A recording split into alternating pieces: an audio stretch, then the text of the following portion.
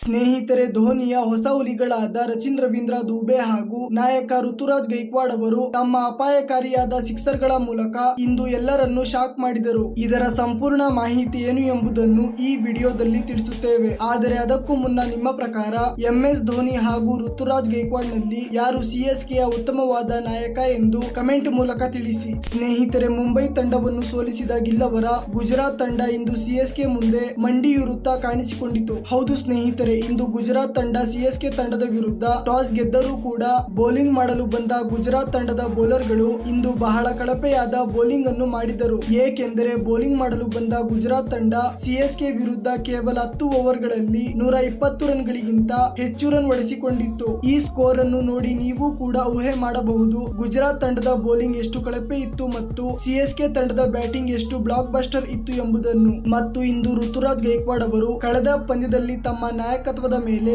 ಉಂಟಾಗುತ್ತಿದ್ದ ಹಲವು ಪ್ರಶ್ನೆಗಳಿಗೆ ಬ್ಯಾಟಿಂಗ್ ನ ಮುಖಾಂತರ ತಕ್ಕ ಉತ್ತರ ನೀಡಿದರು. ಹೌದು ಸ್ನೇಹಿತರೆ, ಇಂದು ಬ್ಯಾಟಿಂಗ್ ಆಡಿದ ಋತುರಾಜ್ ಗೈಕ್ವಾಡ್ ಅವರು 5 ಬೌಂಡರಿ ಮತ್ತು 1 ಸಿಕ್ಸರ್ ನ ಸಹಾಯದಿಂದ 46 ರನ್ಗಳ ಉತ್ತಮವಾದ ಬ್ಯಾಟಿಂಗ್ ಅನ್ನು ಆಡಿದರು. ನಂತರ ಡೆವಿನ್ ಕಾನ್ವೆ ಅವರ ಸ್ಥಾನದಲ್ಲಿ ಆಡುತ್ತಿರುವ ರಚಿನ್ ರವೀಂದ್ರ ಅವರು ಕೂಡ ಕೇವಲ 20 ಎಸೆತಗಳಲ್ಲಿ 6 ಬೌಂಡರಿ ಮತ್ತು 3 ಸಿಕ್ಸರ್ ನ ಸಹಾಯದಿಂದ 46 ರನ್ಗಳ ಅದ್ಭುತವಾದ ಬ್ಯಾಟಿಂಗ್ ಅನ್ನು ಆಡಿದರು. ಹಾಗೂ ರಹಾನೆ ಅವರು 12 ರನ್ ಬಾರಿಸಿ ಔಟ್ ಆದರು. ಆದರೆ CSK ತಂಡದ ಕಡೆಯಿಂದ ಬಿರುಗಾಳಿಯ ಬ್ಯಾಟಿಂಗ್ ಅನ್ನು ಆಡಿದ ಶಿವಮ್ ದುಬೆ ಅವರು ಸಿಕ್ಸರ್ ಗಳ ಸುರಿಮಳೆಯನ್ನು ಮಾಡಿ ಕೇವಲ 23 ಎಸೆತಗಳಲ್ಲಿ 2 ಬೌಂಡರಿ ಹಾಗೂ 5 ಸಿಕ್ಸರ್ ನ ಸಹಾಯದಿಂದ 51 ರನ್ಗಳ ಉತ್ತಮವಾದ ಇನ್ನಿಂಗ್ಸ್ ಅನ್ನು ಆಡಿದರು. ಇದರೊಂದಿಗೆ ಗುಜರಾತ್ ವಿರುದ್ಧ CSK ತಂಡದ ಸ್ಕೋರ್ 11ನೇ ಓವರ್ ಮುಗಿಯುವಷ್ಟರಲ್ಲಿ 130ಕ್ಕೆ ತಲುಪಿತ್ತು. ಇಂದು ಚೆನ್ನೈ ತಂಡದ ಸೀನಿಯರ್ ಆಟಗಾರರು ಬ್ಯಾಟಿಂಗ್ ನಲ್ಲಿ ಫ್ಲಾಪ್ ಆದರೂ ಕೂಡ ಚೆನ್ನೈನ ಯುವ ಆಟಗಾರರಾಗಿರುವ ಶಿವಮ್ ದುಬೆ, ರಚಿನ್ ರವೀಂದ್ರ ಹಾಗೂ ಋತುರಾಜ್ ಗೈಕ್ವಾಡ್ ಅವರು ಬ್ಯಾಟಿಂಗ್ ಆಡಿದ್ದನ್ನು ನೋಡಿ